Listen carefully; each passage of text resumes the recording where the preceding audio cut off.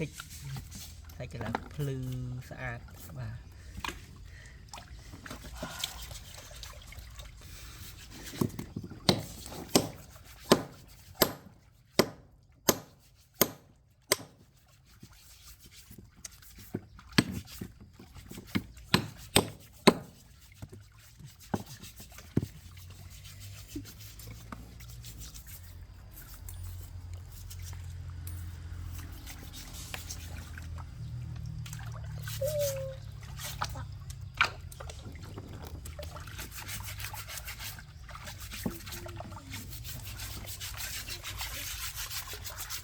បាទគ្រប់ជំរាបសួរបងប្អូនអរគ្នាបាទថ្ងៃនេះខ្ញុំនាំមកដល់បងប្អូនមកទស្សនាជាមួយនឹងប្រភេទថ្មរ៉ែយើងបន្តទៀតបងប្អូនណា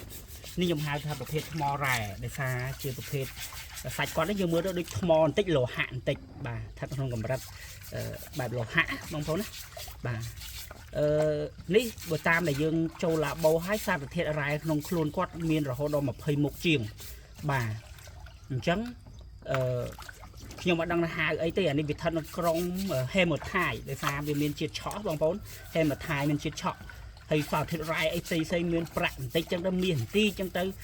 ស្អីនេះកែលតុងដែងអាញ៉ៃមកកាណូរាប់អស់ហើយអញ្ចឹងខ្ញុំក៏ឲ្យឈ្មោះគាត់មួយងាយស្រួលស្ដាប់ថាពពុះសម្រិតធម្មជាតិបាទអានេះកាយចេញពីភ្នំបងប្អូនបាទពពុះសម្រិតបាទពពុះសម្រិតមានសារធាតុរ៉ែរហូតដល់20មុខជាងបាទអានោះយើងសរុបទាំងសារធាតុរ៉ែបន្តិចច្រើនអីចូលគ្នាអញ្ចឹងទៅបាទហើយដុំគេហ្នឹងអញ្ចឹងឯងបាទសាច់គេវាលោហៈឆក់ខ្លាំងបងប្អូនដាក់ឆក់ពុបល្អមែនតើណាបាទហើយសាច់គេនេះអត់មានខ្ចាទេយើងទុកហាលភ្លៀងហាលក្តៅគឺអត់ឡើងខ្ចាទេយ៉ាងច្រើនគាត់មានស្នឹមទេបាទគាត់មានស្នឹមនេះបងប្អូននេះអានេះខ្ញុំទុកចោលហាមើលហាថ្ងៃណាវាអត់ខ្ចាទេវាគ្រាន់តែស្នឹមអញ្ចឹងទៅបាទហើយសាច់គេខាងក្នុងព្រិចហ្មងបាទសាច់គេព្រិចសាច់គេរៀងព្រិចនេះព្រិចលក្ខណៈថាមានពលឺរស្មីមានសំណើមហ្មងពេលដែលយើងឆ្នៃឲ្យស្អាតណាបងប្អូនមានពលឺស្អាតបើយើងដាក់ចិត្តនិលអានេះមានពលឺជះជាងនិលទៅទៀតណែវាលយកន្លែងហ្នឹងហើយចំណុចពិសេសរបស់គេគឺគេមានសារធាតុរ៉ែច្រើនប្រភេទរហូតដល់20មុខជាងនៅក្នុងខ្លួនគេនេះអាហ្នឹងសម្រាប់បងប្អូនអ្នកបែបជំនឿចង់ធ្វើកិច្ចពិធីចម្រើនបញ្ចុះអាថ័ន្តអីប្រភេទថ្មនេះគឺល្អហើយព្រោះគាត់មានសារធាតុរ៉ែក្នុងខ្លួនច្រើនបងប្អូនគិតមើលសំបែសម្រាប់ក៏យើងនៅផ្សំសារធាតុចាប់ពី10មុខ20មុខ30មុខទើបយើងហៅឈ្មោះថាសម្រាប់អញ្ចឹងអានេះគាត់មានសារធាតុរ៉ែរហូតដល់20មុខជាងអញ្ចឹងក៏ខ្ញុំឲ្យឈ្មោះមួយទៅពពុះសម្រាប់បាទមិនមែនសម្រាប់ទេខ្ញុំឲ្យឈ្មោះថាពពុះសម្រាប់ព្រោះបើសម្រាប់គឺគេសម្រាប់សម្រាងយកតាំងពី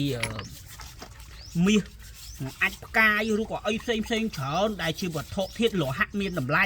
មានបរតអីណាដែលពិសេសនោះទៀតបញ្ចូលគ្នាទើបគេហៅសម្រាប់តែនេះខ្ញុំហៅថាពពុះសម្រាប់ដោយសារសារធាតុរ៉ែមានតម្លៃហ្នឹងវាមានតិចបាទមានតិចអញ្ចឹងទៅក៏វាមានភាពពិសេសមួយសម្រាប់បែបធម្មជាតិណាបងប្អូនណាល្អអាហ្នឹងបើយើងរំលាយហើយអាហ្នឹងវារឿងផ្សេងតែវានៅបែបធម្មជាតិមានសារធាតុរ៉ែចេះគេហៅថាការឆ្លការរំលាយការចម្រាញ់ការបញ្ចូលធាតុគ្នាដោយធម្មជាតិអញ្ចឹងវាមានធម៌ពលពិសេសក្នុងការជួយឃុំក្រងការពារនាំលេបនាំជ័យណាតែពិសេសវាអត់ឡើងខ្ចាបងប្អូននេះកំពុងតែមុជទឹកហ្នឹងនេះសិនអ្នកដោះអ្នកលៀងមើលអ្នកលៀងគេនេះខ្ជិលហ្នឹងអានេះប្រឡាក់ដីបងប្អូននេះប្រឡាក់ដីអញ្ចឹងយើងរើមកប្រឡាក់ដីជំមុះអញ្ចឹងអត់មានខ្ចាទេណាប្រភេទពពុះសម្រាប់សាច់ហ្នឹងបាទសាច់លេខ1ឡតវិញ80%បាទបងប្អូនគឺសាច់ឆ្នៃបានវាអត់មានស្អុយទេជាធម្មតាពពុះសម្រាប់វាតែងតែនេះហើយយើងមានអាសបកខាងលើវាមានស្អុយមានអីខ្លះអញ្ចឹងមានសាច់លេខ2អាហ្នឹងខ្ញុំឲ្យឈ្មោះលេខ2អញ្ចឹងធម្មតាពេលយើងចាត់ទៅវាមានប្រហោងមានរុនអីចឹងណាប៉ុន្តែសម្រាប់អាសាច់លេខ1គឺវាដូចជាក្លឹមនៃពពុះសម្រាប់ចឹងបងប្អូនសាច់ពុះក៏ឌៀនណែនអញ្ចឹងហ្មងបាទដំទៅគឺថាសាច់សុតបាទសាច់សុតណែបងប្អូនយើងដំមកហើយនេះខ្ញុំឆក់ជូនបងប្អូនទស្សនាឆក់បឹបល្អណាស់ត្បិតតែមានជាតិឆក់តែអត់មានខ្ចាណាបងប្អូនឃើញទេដូច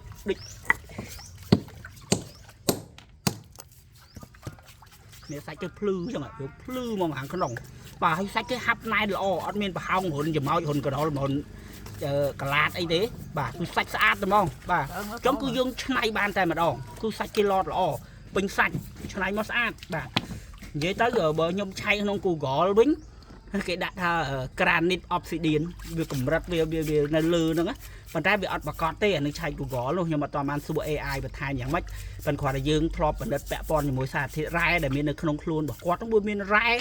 cái raประเภทเราđâu mà phi một chiếngตึบnhomเอาชมัวท่าปะปูสำรัดเอาเฮียนหาวสำรัดได้บางโพนรายสำรัดนั่นมันดังท่าไปอย่างไม่ยมเอาได้สกอร์ได้ปูราสำรัดคือวิอัดวิแมนจีทิศมวยดัดอย่างไรดิคือจีทิศซ้ำคนนี้โรเวียงโลหะทิศมีดำไหลจานประเภทไปโจลคนนี้ตึบยังไอหายท่าสำรัดหรือก็เวมีน่ะไอปีไซเลือนั่งอย่างนาอย่างไรติดอันนั้นยังเรียนแบบรอbà dương đăng phẩm ở bài sầm manh bài bị chia xa là dương ban chua bắt cho bon bẹ bon ngoài cha để dạo vật thọ em xây mình tiết à nắng viêm miến này thì thở cá thịt xong đôi chị ấy đôi chị nuôi khỏe chứ bà đôi chị nuôi khỏe cái cá bị cá xong vô ôi ra nhôm vô pha được thịt rai một trụ cắm vô tơ phải trâu khía và cá ban chứ vút đỏ trà chân vàng nam mình sầm rắt còn chẳng đây cứ sầm ranh lô hạt thiết rai để miên đầm lay vì sao thì vô bao sầm ranh của châu clip và các ban chỉ phép ở trà mũi đôi kia chẳng vì miên bứt và còn là ngày còn này thằng nít nhóm đôi nhung phải chạy chẳng cứ mấy cái slot đời thom mà chết đó bông bông đó xa được thiết rai miên rồi hốt đo mà phơi một chiều chẳng là ở trong cà phà đây tụi bây giờ mình ở tập sai phơi khăng chẳng còn việc ở passport sọc thiếp đây nhưng do à rai để miên chuyện về chuyện cam khăng nhưng mà phở mấy cả với khăng với passport sọc thiếp với thưa dương chắp say chỉ vá trongประเภทนี้là o pra สำหรับช่วยคุมกรองกาเปียบ่าเธอกัดไปทีไอ้หล่อนะบางคนนะvàปุ๊บสำหรับบ่าthì thì chớn cứ đông tụi tôi chứ bông thôi đó này đông tụi tôi nè đi mình cùng cùng rảnh thì chớn có rò không á nè thì chớn tụi tôi chứ con mì trương con cỏ đây ấy thì chớn rò bên thông mà đúng không con sạch kia vừa đôi cái khom giống đôi vừa rồi lấy mau đông giống sách sót vào rồi lỗ bên kèm cái đông thông ấy lên biên là lên trên như ai thông nữa anh đi ba năm màn của lỗ thì thông cái đi pram của lỗ mùi nít bay của lỗ chiên bà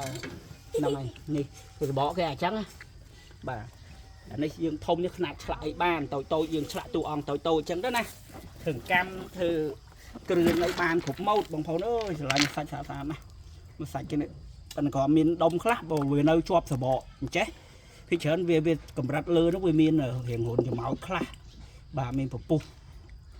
đòi phun phơn ấy khác chẳng tay là ngày cái bầu sạch này ăn sờ bọ chết về đôi khom sạch mỏng về ăn bọ cứ sạch lọt sạch vào đầu bà chân bắt con